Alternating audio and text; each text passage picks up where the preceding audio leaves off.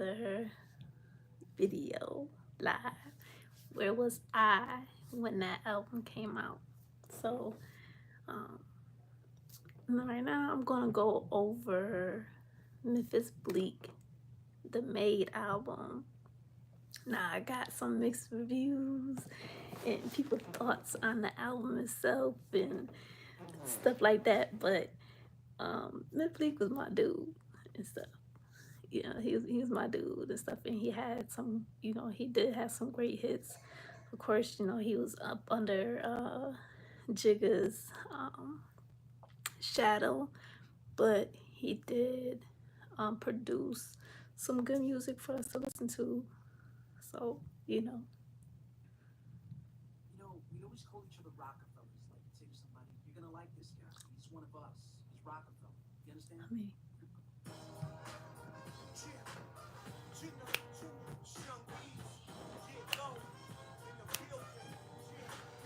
mm, mm, mm.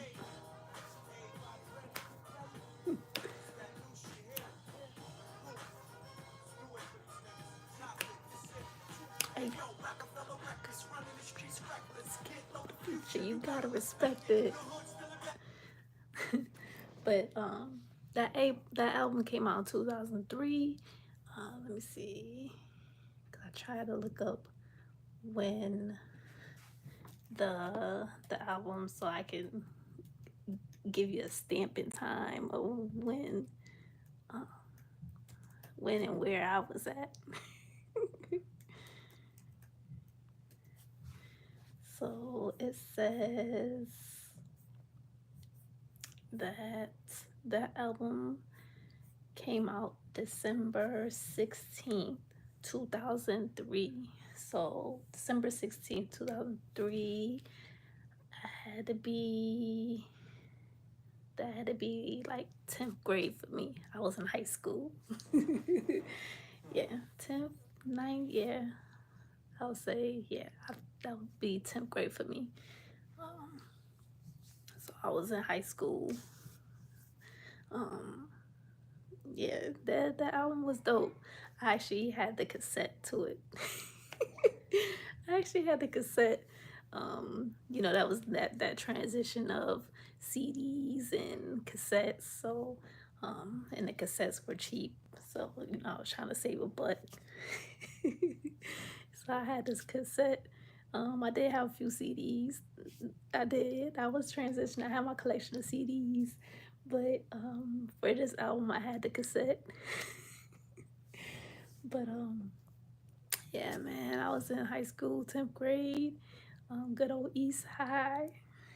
Good old East High, and yeah, man, just like I said, like any other teenager, going through the motions, trying to figure things out. Um, the high school that I went to, it was pretty dope. Of course, in life you have your ups and downs, and when you transition in life, um, you have certain tribulations that you go through, but that school was very like well rounded. For me in school, I was the quiet one.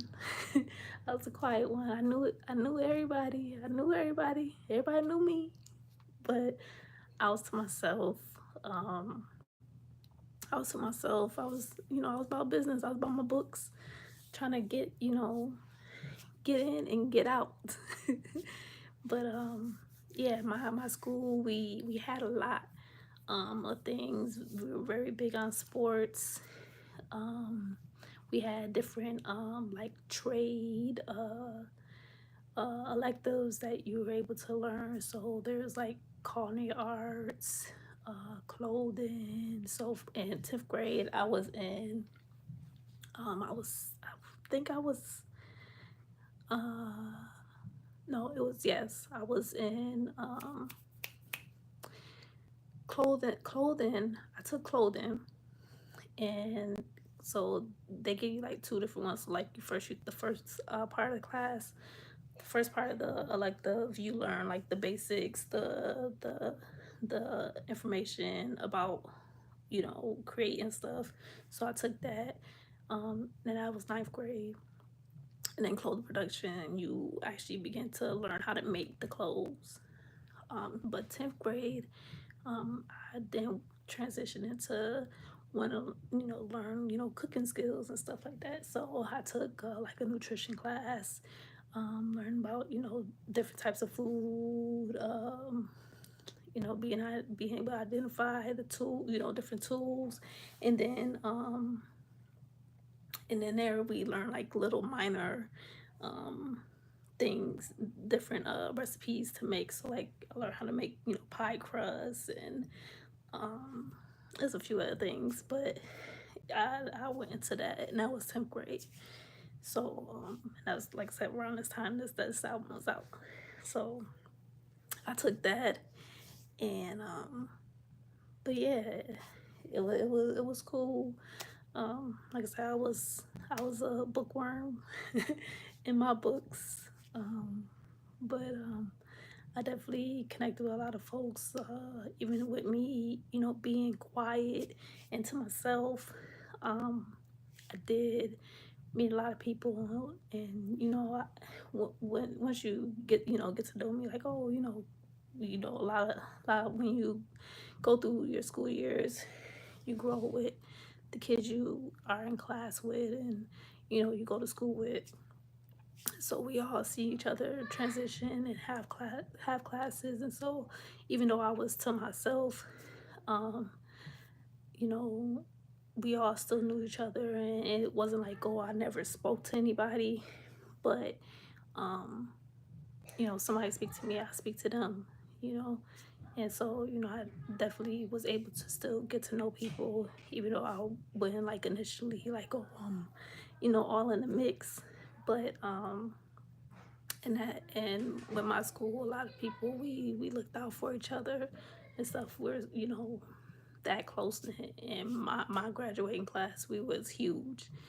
But you know, even like I said, even with me being quiet, um, a lot of, you know, my classmates and people that I met looked out and stuff no matter what. They're like, oh, you know, that's just, you know, they let us know she about her stuff, she about her business. Um, but she cool, smart, and she just about her business and stuff, and get up out of here. She ain't with the rah rah, not, you know, getting into any fights or, you know, any drama, or getting into anything with anybody. That wasn't me. And and a lot of people, you know, they respect me for that. And you know, I didn't get that. I didn't get that energy come towards me. um so and like I said, I'm big music head, so I connected with a lot of people on that. They're like, oh yeah, no snore stuff, you know what I'm saying? So like I said, the Bleak album, that was my dude and stuff, and that Made album, you know, people got they mixed reviews, but that was definitely a great body of work for him. Um, Down to, you know, the commercial hits. I know that was like a transition when, you know, Rocafella, they were, you know, teetering off and transitioning with, you know, Dame Dash and all them. But when the album came out, it was really dope. Let's see, my favorite joints off of there.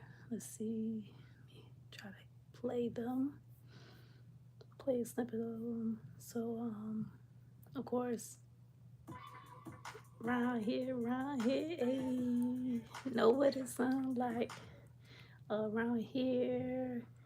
He got a lot of joints on here with him, Beans and Jigga, that are good. Um, this Just Blaze, Bleak and Free, is good. Hey, then we ballin', we ballin'. That was good. Uh, Oh yeah, I Wanna Love You with Donald Jones. That's, good ladies joint. Um, then War. Like I said, the whole album is good. My Life with Latif, which I know about Latif. Uh, he had a what's that song? Oh, didn't mean to hurt you. I think that's what's didn't mean to hurt you. Let me know. But Latif, you mean your life with Nate Dogg? You already know any track Nate Dogg on is a hit. Come on now. Um, Murder Murder. Like I said, he had a lot of Bean and Beans and Jigga tracks on there. Um, Understand Me Still with Real. Yo, let me know if y'all was feeling real. I really wish that they pushed him. I know he did make a lot of their tracks on Rocafella and stuff. That was the one one of the good parts. Like Rocafella had a good roster of artists, but he really didn't get that commercial success. But a lot of the songs that he was placed on were awesome. But Understand Me Still Were Real, that was a good one. So like I said, if you haven't heard or if you haven't listened to Made, definitely listen to that track. That's a good one. And Do It All Again, that had Real on it again with Little C's and G to K.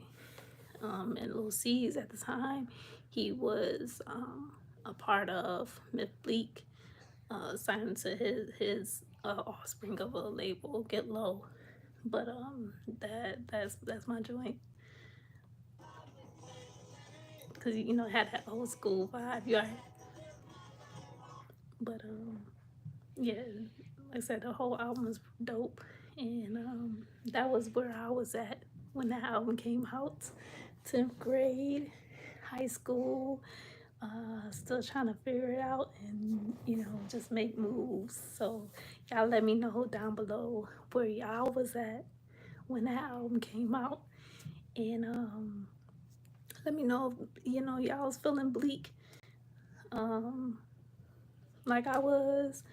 Like I said, everybody got their opinions and stuff like that. But Bleak did bring out some. He did bless us with some good music. I feel that's my opinion. But y'all let me know where y'all was at when that album came out, and what's your favorite track off of that one. But until the next one, I'll catch y'all later. Peace.